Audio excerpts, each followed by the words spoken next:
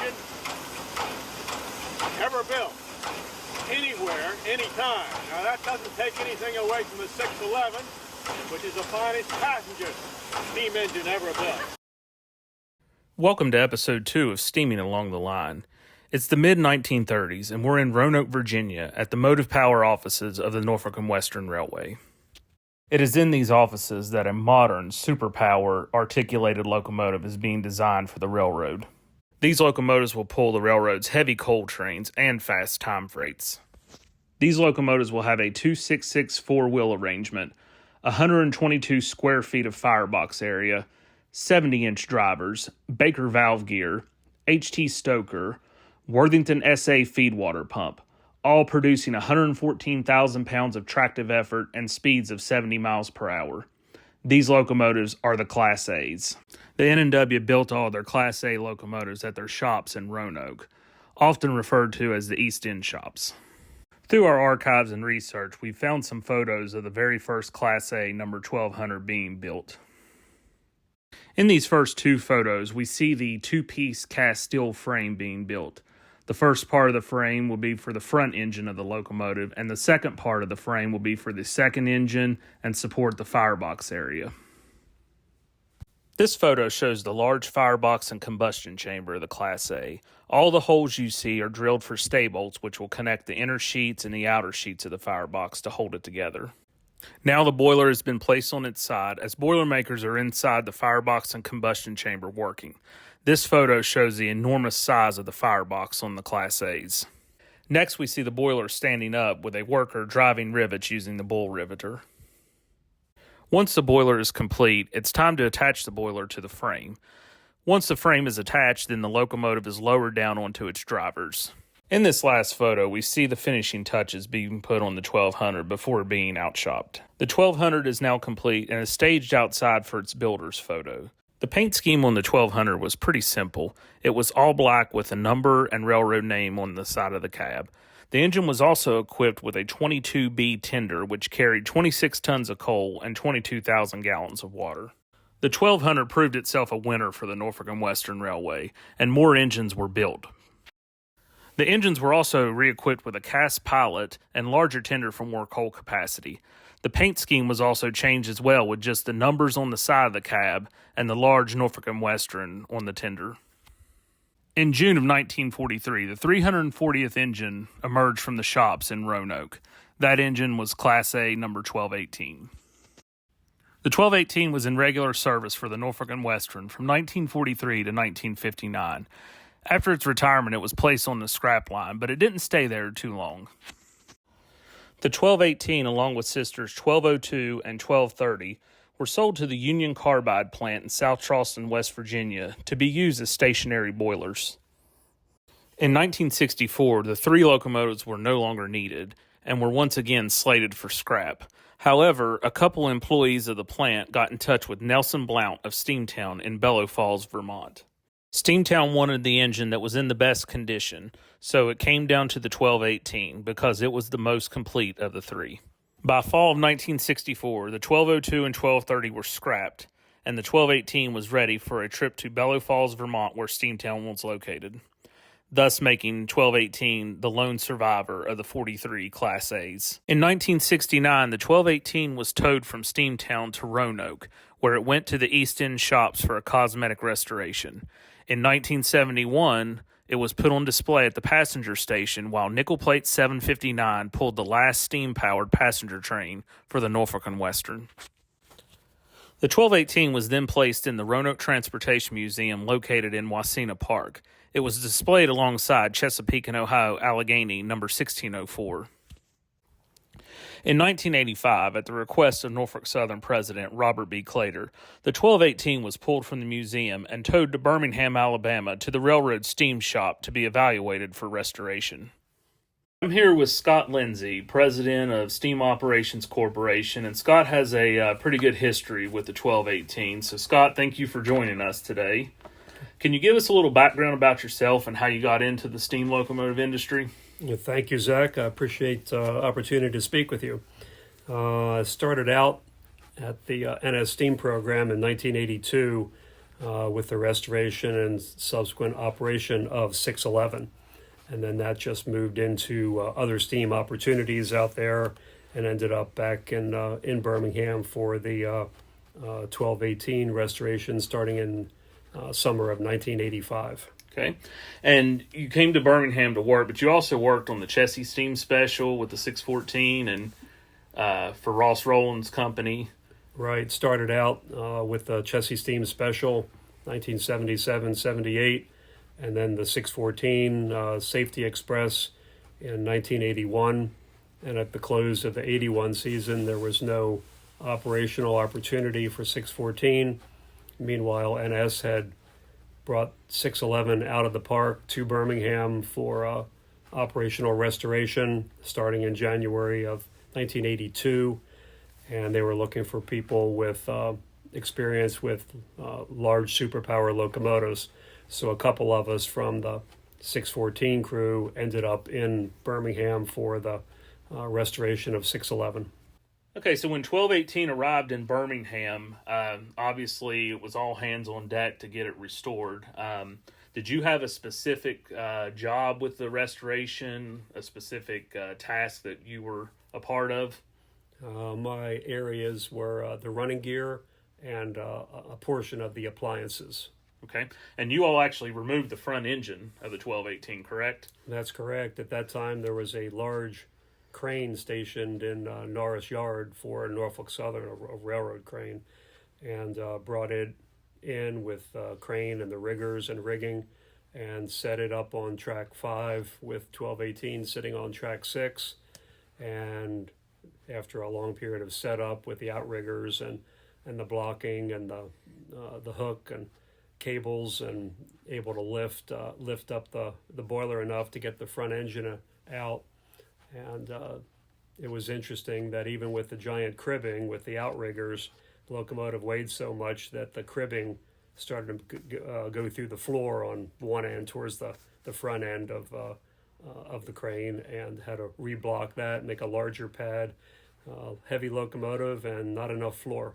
Wow, that sounds like it was pretty interesting to see. And as you'll see in the video of this, we have some pictures that Mr. Yule has donated to us to let us use for this, so we'll show our viewers that as well. That's great. Yeah, photos were not the thing of the day, and it's about the work, not about picture taking. So fortunately, Mr. Yule was able to get some pictures as the work was progressing. But it was pretty interesting to be able to do that, and it's the only way to really get that front engine rebuilt, and it didn't stop other work on the boiler and whatever, having the front engine set aside away from the boiler and the rear set of running gear.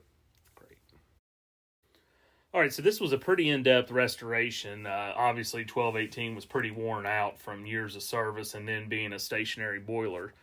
Did anything come up in the restoration that was unexpected, or were you all pretty much going into it that it's full ground up, needing a lot of work? Pretty much that it required everything and more. Norfolk and Western got all the miles they could out of it for sure.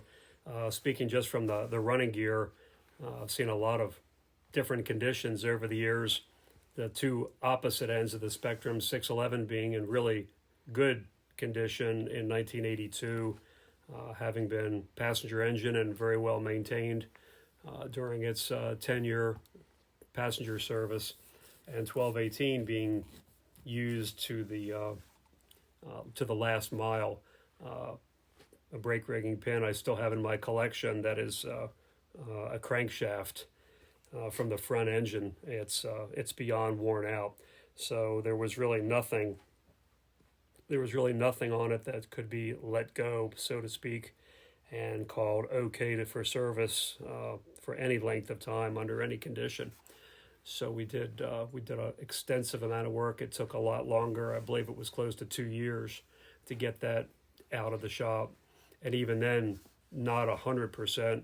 And we'll talk about that as we move on to the second time in the shop, where the two-engine program ended at that point. So once the 1218 was completed in 1987, what was the difference from 611 in learning how to operate and fire the locomotive? Was there a large learning curve on it? Now, speaking from the firing side, the 24-foot between the flue sheets was rather interesting. When topping over a hill and going down the hill, you really had to pay attention to your water. Once it went out of sight, it stayed gone a long time. And the tendency is on any locomotive is you got to know where your water is and not drown it going downhill, and then you can't keep it hot enough when you get to the bottom and go up the other side. So it was quite interesting, having been used to 19 or 20 feet in between the flue sheets, to get used to that 4 extra feet, and making sure that you had enough water but not drowning it at the same time. And talking about that, that is one of the reasons also that 1218 would have never been able to go down Saluda grade. Is that correct? That the crown sheet wouldn't have been able to be covered enough? Yeah, back long before our computer and all of that, when the Saluda talks were in process, I can remember we had the boiler drawings for the J out on the drafting table in the shop, and laid out the 5% grade, ascending and descending with that. And at that time, we had to put a taller water glass on the fireman's side to allow for proper water monitoring, going ascending and descending for Saluda. And then laying 1218 out just as a you couldn't get enough water in it for ascending and or descending. Don't remember if one more than the other. But the boiler was too long to be able to operate over the 5% at Saluda Mountain. So, Scott, you were out on the road with 1218 a lot. Do you have a favorite trip or memory? Or I'm sure there's many that you might have, but is there any one or two that stand out in your mind? I think one of my favorite excursions for both 1218 and 611, Birmingham to Chattanooga, on the AGS North, Alabama Great Southern. Beautiful line paralleling the mountain range, rip-rap railroading, a lot of good grades, just a good trip, and the engine works a lot, could run along at the authorized 40 mile an hour speed. One speed restriction, 10 mile an hour over a little bridge at the 22.8 mile post, just for the locomotive. So it was always for any locomotive coming up there to accelerate away from that. It's a wonderful piece of railroad, and sure wish could do it again with any locomotive. And that's one thing I've learned, operating and firing on some of these locomotives is, like you say, it's always fun coming out of a slow speed restriction and pulling her back and getting back up to speed, and firing as well. Once you get the engine set up, it just makes the trip so much more enjoyable. And the engine's set up, it's firing right, and it's just doing what it's supposed to do. Oh, sure. Yeah, and it was always nice on particularly that trip. It parallels Highway 11, U.S. Highway 11, and get the locomotive hot and set up in the morning and get everything set. Firing, you could just kind of sit there and ride along. It didn't require constant valve turning and gnashing of teeth. It was a pretty uneventful day, nice day, great for the photographers, chasers, as long as the state police weren't out there. It was a beautiful trip. In this video of the cab of the 1218, we see engineer Bob Saxton getting the engine up to speed and blowing the 1218's famous hooter whistle for some crossings.